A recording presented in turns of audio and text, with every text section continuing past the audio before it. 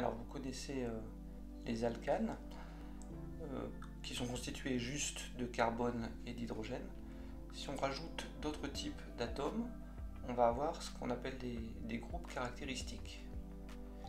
Alors ici par exemple on peut rajouter des atomes d'oxygène, et les atomes d'oxygène peuvent former différents groupes, donc un groupe hydroxyle, ROH, un groupe carbonyle, C double liaison O, ou alors les deux en même temps, C double liaison O et OH, ça forme un groupe carboxyle.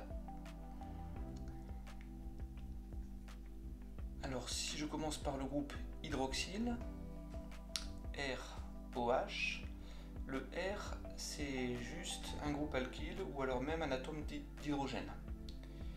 Donc ce groupe présent dans la molécule va conférer une fonction chimique à cette molécule et ça ne sera plus un alcane, ici ça deviendra un alcool. Par exemple, on a deux carbones avec un groupe hydroxyle. Et bien 2 carbones c'est l'éthane, donc ici ça sera de l'éthanol. On ajoute le suffixe ol.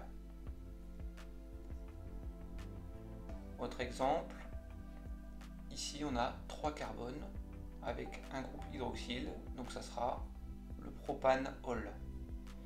Mais ce groupe hydroxyle, il peut aussi se trouver sur le carbone du milieu. Et donc on devrait aussi dire que c'est du propanol. Alors pour distinguer les deux, on va encore une fois numéroter. On numérote la chaîne de manière à avoir le plus petit numéro possible sur le carbone qui porte le groupe OH. Voilà, donc 1, 2, 3 dans ce sens-là. Alors pour la deuxième molécule, ça ne change pas de sens. On peut faire un sens ou l'autre, c'est pareil.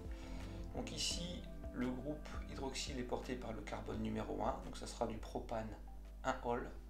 Et là-bas, c'est le carbone numéro 2, ça sera donc du propane 2-ol. Donc c'est pas la même molécule, pas le même nom. Alors petit exemple, ici on a une molécule qui porte un groupe hydroxyle, donc c'est un alcool, et il faut le nommer. On reprend la même méthode que pour nommer les alcanes.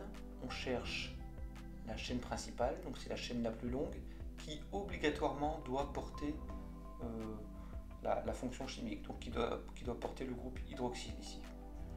Donc la chaîne principale, c'est celle-ci, qu'on va devoir numéroter pour préciser la position du groupe OH. Donc 1, 2, 3, 4, je numérote dans ce sens-là, parce que dans l'autre sens, le OH porterait donc le numéro 3, donc le plus petit numéro c'est comme ça, donc 4 carbones, ça sera donc du butane 2-ol. Et puis on remarque qu'il y a un groupe alkyle ici sur le carbone numéro 3, donc on précise 3-méthyl butane 2-ol. Pour le groupe carbonyle, alors il y avait 2 R. Si je remplace un des 2 R par un atome H, c'est ce qu'on appelle la fonction chimique aldéhyde. Et la fonction chimique aldéhyde, on va devoir terminer le nom de la molécule par al. Donc le plus simple aldéhyde, je remplace le R par un H.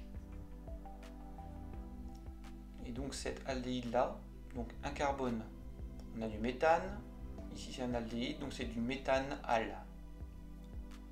Si on a ici 4 carbones, donc butane, donc ici fonction aldéhyde, butanal.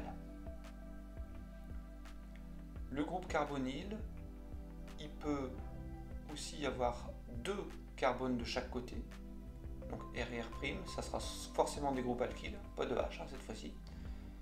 Et donc dans ce cas-là, ça sera une fonction cétone. Donc la cétone la plus simple, c'est de rajouter un carbone de chaque côté. Donc on va avoir cette molécule-là. On numérote pour indiquer la position de la fonction cétone. Et donc ça, c'est la propanone. C'est ce qu'on appelle couramment l'acétone. Une autre cétone, ici on a 5 carbones. On numérote pour que le groupe carbonyle porte le plus petit numéro possible. Donc dans ce sens-là, 5 carbones, ça sera de la pentane 2-one. Et puis dernier groupe caractéristique, le groupe carboxyle, donc COOH. À ce moment-là, le nom ça sera acide quelque chose OIC. Donc la fonction chimique, c'est un acide carboxylique.